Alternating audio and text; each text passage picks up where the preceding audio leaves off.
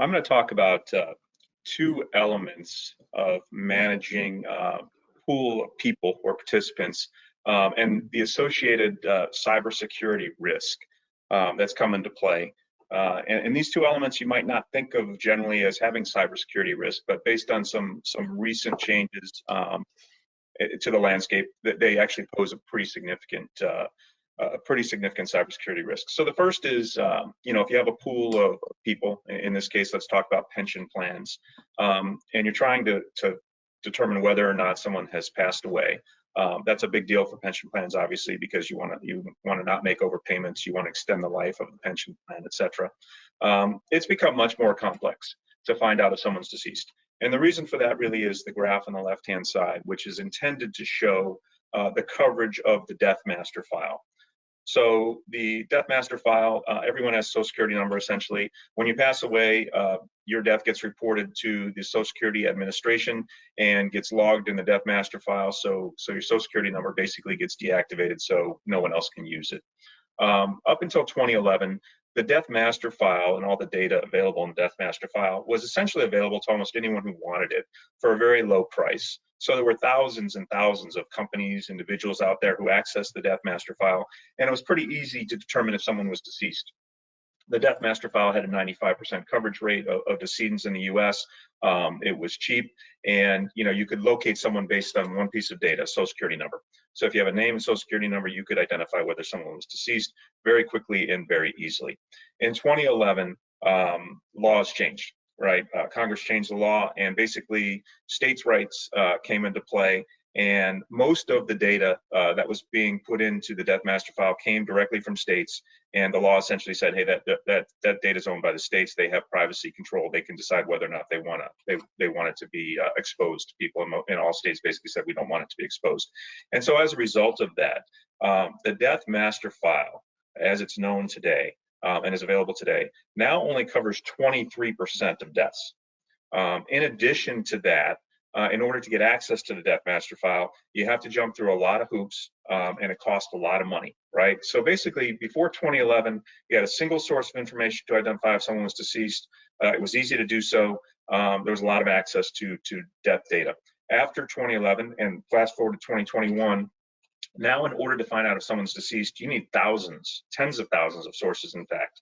You need not only the death master file, but you need supplemental data, since only 23% of deaths are covered by the death master file. So you need data directly from states. Some of them will sell it to you, not many, but some. And you need obituaries, essentially, right? And there's no single source or repository for obituaries. So you have to go to funeral home websites, you have to go to newspaper websites. It's a very complex task.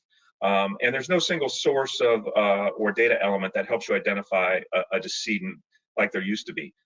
In some cases, if they're in the death master file and you have access to that certain person, 23% of those people, you can identify them with Social Security number. But in most other cases, you need a lot of information. You need to know name, middle name, maybe if they're a junior or a third. You need to know location. You need to know birth date. You need to know relatives. You need to know all those things, because there's no standard obituary format. Obituaries can contain, a name and a death date, or they can contain a name and someone's life story. So in order to figure out if someone's deceased, you need a lot of PII. And then you need, on the back end, you need matching algorithms, you need artificial intelligence, you need humans looking at this, right? So how does that impact cybersecurity risk? Well, think about, before 2011, you needed a name and you needed a Social Security number, and the death master file was available to everyone, right? So the death master file was fairly well protected. Most companies that provided this information had decent systems of protection. Hacking in 2011 wasn't really a big deal, right? And so there wasn't a lot of risk back then. Fast forward to 2021.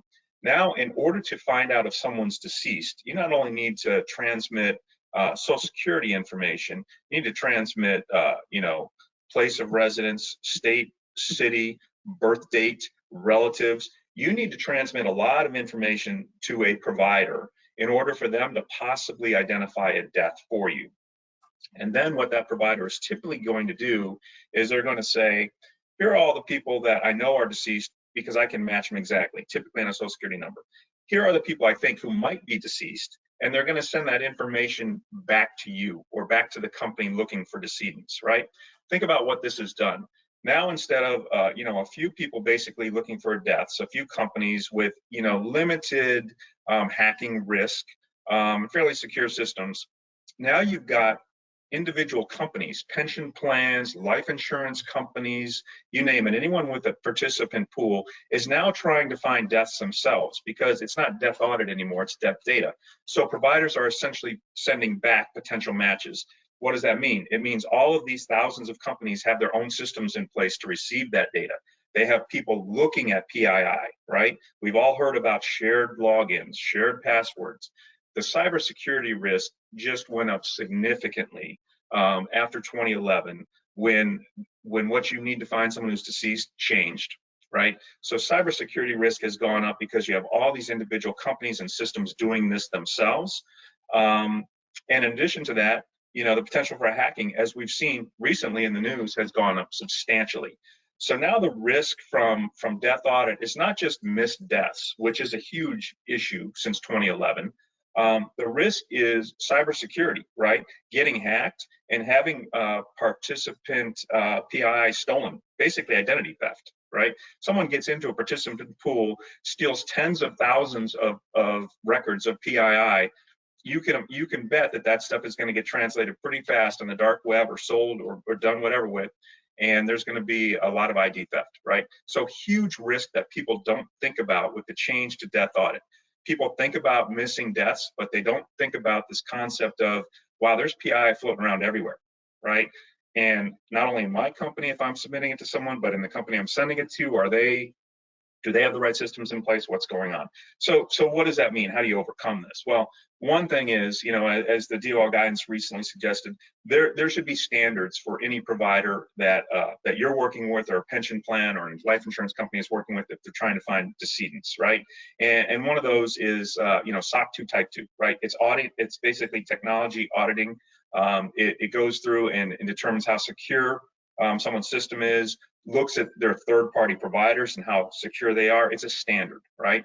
And interestingly enough, in the death audit space, there are several providers out there that are not SOC 2 Type 2 certified, right? And so it's a heads up. If you're looking at making sure that you're limiting cybersecurity, not only eliminating missed deaths, but limiting cybersecurity risk, you really should be looking at, what's the security of my third party? Are they SOC 2 Type 2 minimally? Right? Minimally, that's what they've got to be. And then on top of that, they should have different things in place. Do they separate databases? Do they hash internally or mask internally data? So if someone broke in randomly, would they be able to tell if they've got my data? Would they be able to see all the participants I have? There are a lot of things that can be done behind the scenes that aren't generally in the DOL guidance that can really protect you, and PBI does those things, right? And so once again, death audit, thought of as, okay, kind of a throwaway thing, but since 2011, big issue with missing deaths, which we'll talk about on the next slide, but even as big an issue now with cybersecurity risk, because of all the people that have access, or potentially have access to death or to PII. If we want to go to the next slide, I'll just touch really briefly on death audit. So as I mentioned, in 2011, death audit used to cover 95% of deaths. PBI saw that there was an issue with what was happening after 2011 and introduced a product called CertaDeath, which I won't try to sell here, but basically CertaDeath, we handle everything. So you send us PII, we're not sending anything back to you that you have to look at. We're identifying all the deaths and only sending you death matches. You can eliminate all those systems on the back end, so you don't have to worry about people internally working with PII, shared passwords, shared IDs, any of that stuff. PBI basically goes back to the standard of the DMF. If you're not using CertaDeath, you're essentially getting potential deaths. You have to look at stuff internally. If you're looking at stuff internally, we have data that shows the likelihood of you finding deaths. You're finding 60 to 70% of deaths, so you're missing deaths in addition to exposing PII internally. If you're only using the DMF and some state data that's available, you're getting 59% of the deaths. And if you're only using the DMF, as we talked about, you're getting 23% of the deaths. So once again, the summary on this slide is PBI has a product which eliminates missed deaths and also eliminates a significant amount of cybersecurity risk that comes with staff internally having to look up deaths. Okay, why don't we go to the next slide? So the other issue that's come up recently is our guidelines issued by the DOL with regard to finding participants, right, or beneficiaries. in pension plans, for example, or even with regard to defined benefit or defined contribution plans. And if you think about it, that's gotten really hard to do over the years. And one of the reasons is the recent issue we've all gone through with the pandemic. So people moving, right, relocating. You don't have to live in the same city you're working anymore. Boy, that's going to really make it complicated to find people's addresses because they're moving all over the place, maybe not necessarily keeping it up to date. So big issue there that's been introduced. A lot harder to contact people. Think about how often you answer a home phone, right? We still have a home phone because our kids are in school and we get a call from the school. But most people don't answer a home phone very often. And it's really hard to locate people or get them to pick up a phone. Aging population, right? More people are getting older in our society, and that means that there's going to be a bigger demand for, pensions or cashing in pensions, bigger demand for 401k. There's just going to be more. There's going to be more demand, right? And so it's harder to find people, and you're going to have more people you have to find. And then you've got the DOL coming in, issuing guidelines and regulations and saying, you've got to do this, you've got to make sure that things are up to date. You can't not know where people are. And so increased regulation is another factor here. So why do I talk about this with regard to cybersecurity? Well, it's become clear that keeping your participant and beneficiary pool up to date, making sure you know where people are, is going to become increasingly important because more people are going to be falling into that pool of people. The government is going to continue to issue more regulations, and it's going to be a lot harder to do based on some factors that are out there, right? Well, how does that increase cybersecurity risk? Well, in a lot of cases, what we've seen are companies, in order to keep track of beneficiaries or participants, what they've done is they've outsourced things to a call center, to a mail center, right? Think about what's happening there. If you're outsourcing that particular effort to a call center or a mail center, you're transmitting PII to organizations that in many cases are not SOC 2 Type 2 certified, right? They don't have a lot of framework around protecting PII because in a lot of cases, mail houses, call centers, that's not what they're in business to do, right? They're in business to sell or just to send out bulk mailing. And so that's one of the things we've seen come into play here is people really need to start paying attention with the DOL guidelines and with the amount of work required here with the aging population. They need to start paying attention to how they're going about this process of finding people and not transmitting PII, not exposing their participant pool to mail house or call center, not protected systems. And once again, not selling PII or PBI, but we'll mention PBI has products and processes in place which help us find people, keep PII secure, and provide you get a report at the end of the day that says, yeah, we tried to find John Bikus, here's all the things we did. Here's if we found him or if we didn't find him, and I can show that to the DOL or the IRS if they come calling on an audit, right? And everything is secure. So once again, locating participants or beneficiaries typically thought of as maybe a throwaway.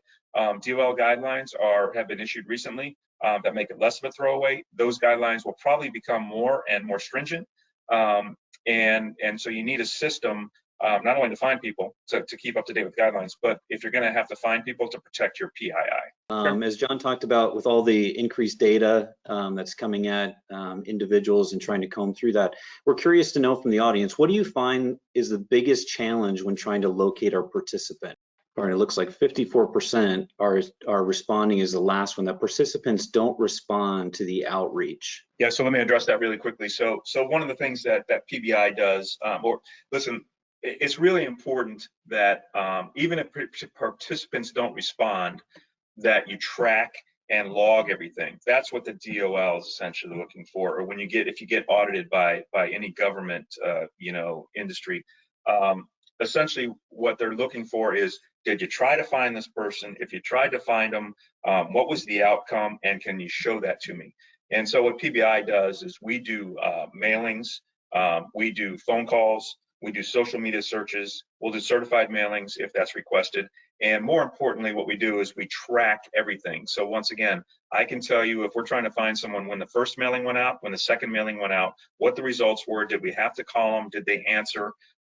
Did we find them on social media? If we did, what's that information look like? All that stuff is tracked and logged.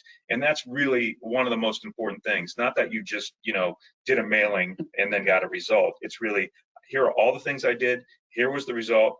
Here you go, Mr. Auditor. I can show you exactly what the outcome is. And that's really what these auditors are looking for. So once again, even if people don't respond, it's really important that you try to reach them in as many ways as possible, but as important that you document that in a way that the auditors can look and say, okay, you did your best to try to find this person, and that's all you can do. So we've already talked about this, but really, in summary, a couple of throwaways in the past, I think, for a lot of people that have been like, yeah, we'll try to find if people are deceased because we want to stop overpayments, but if we find them, we do. For some pension plans, they take it a little more seriously. Really become an issue lately because it's really hard to identify decedents, and overpayments are a huge issue in the pension industry. The size of the stimulus overpayment that we all read about, that happens every year in the pension industry right now because of the way people are trying to track deaths. But more importantly, the cybersecurity exposure, because PII is floating around everywhere. And some vendors or providers just are not set up to handle what's going on with cybersecurity and the recent, advances in hacking, right? And the second thing is finding participants and beneficiaries, making sure your data is up to date. Once again, same thing, become a big deal from a regulation standpoint.